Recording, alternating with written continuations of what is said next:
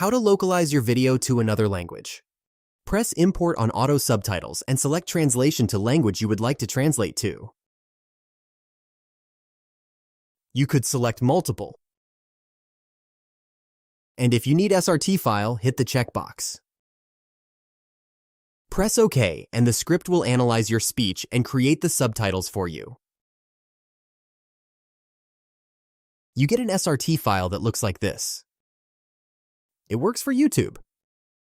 And there are subtitles animated on the timeline, and you can export them as video files. If you have a lot of videos that you need to localize, select Source, Multiple Files. You can select 50, 100, or more files. Select multiple languages. Let's say you need all European languages or Indian languages, etc. You could add more if you like. And you can also select to render your files after the creation. It could be near original file, or you can specify location.